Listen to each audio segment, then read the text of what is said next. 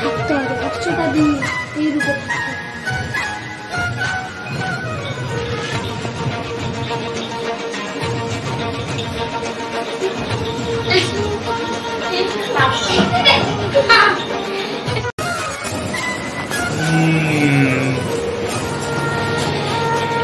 Krishna